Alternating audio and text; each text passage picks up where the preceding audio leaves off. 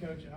Obviously played both quarterbacks extensively. Kind of what was the mindset, the plan going in, and just I know it's tough without watching film, but just kind of your initial impressions of how they played. Yeah, that was the plan. You know, we met with the guys earlier in the week, told them we were going to play. Exactly what we did. We're going to play Tape in the first two series and play Brennan in the third and fourth series, and then just kind of see who had the hot hand, who was playing the best. So just trying to find the best combination. You know, we've got to obviously made some changes in our offense and who's running it. Thought we did some good things in regards to changing tempos up and trying to do some things there offensively, but just didn't sustain them. But at the same time, we got to find, you know, who's going to be that person. You know, I just feel like that for us to be where we need to be to finish out the last half of our season, it's going to be important we get that guy there that's going to protect the football and run the offense to the highest level possible. So obviously making some changes, and that was part of our evaluation process. Mike and Sammy. Yeah, Tom, I mean, you talked before the season about wanting to put Taven or whoever won the job in the best position possible.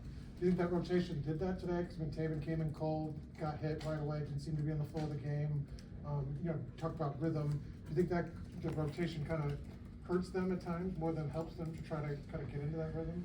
Well, I think there's no question that I don't think today either one of them they protected the ball very well, and I think that there's no question that you'd like to see those sustained drives, you know, which would be important for sure. So I think there's no question we'll make a decision who we feel like needs to be the guy. You know, I was just trying to use this as an opportunity to see who would step up and take it. Hopefully one of them would have done that, and that was really the goal from today, was to be able to feel good about who's going to take over at that spot if we gave both guys an opportunity, which we did. So didn't feel like the last couple of weeks we played that we've been good enough. Obviously made changes in who's in charge of the offense because of that, but also got to be able to play better at that position. So obviously we're going to make a decision. We want to continue to rotate guys in that manner moving forward, but at the same time, you know, I just wanted to see one of them step up, and I don't feel like that happened today. Sammy the Mason. Coach, Michigan's the #2 team in the country for a reason. They're very good, but a lot of self-inflicted wounds today with 4 turnovers, a penalty that negates a big play, and some special teams gaps as well. How do you fix that halfway through the season? Yeah, you know, the illegal hands in the face, the one you're referring to, I mean, I saw it on the replay, you know, I don't know how you call that, but they did. And so it was 14-7, critical point in the end of the second quarter.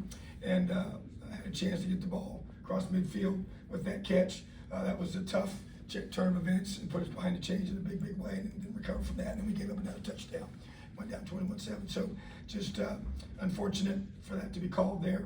Did think we had a couple of penalties that were really costly. The jumping off sides, you know, that happened on a key third down, and then just had a couple of the penalties that just weren't necessary. Got to continue to address those things. I think special teams wise, disappointed. A couple of chances to, you know, the one long return. Just two guys right there. Got to make play. Got to get the guy on the ground, and had a bad first punt.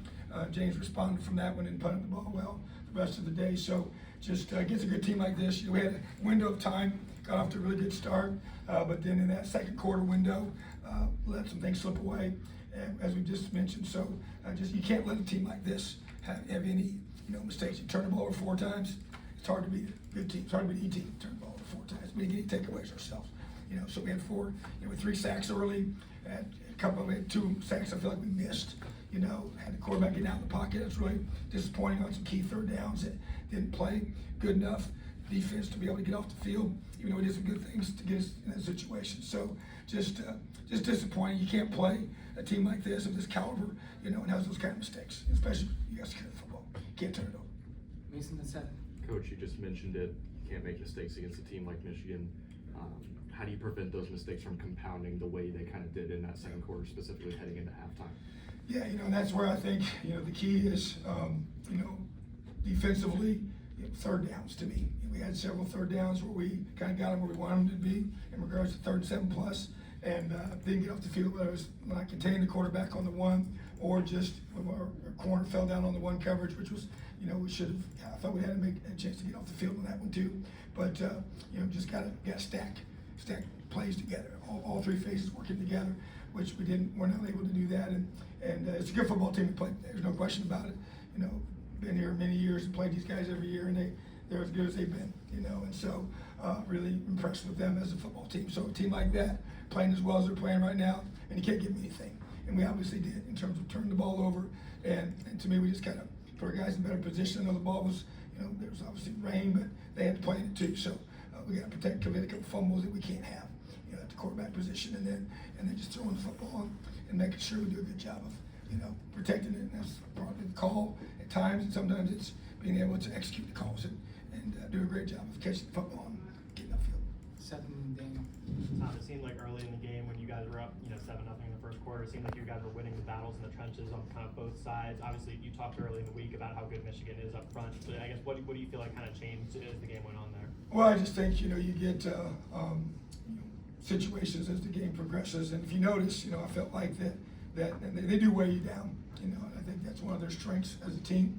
And if you watch them play even this whole entire season, that's kind of what they do to people. And so that's why we were so critical that we did not get them a chance to pull away in that, at the end of that second quarter and into the third quarter. So, if we got some key stops there, would have been huge. Had a bust there in the secondary to give them the fourth touchdown that they scored.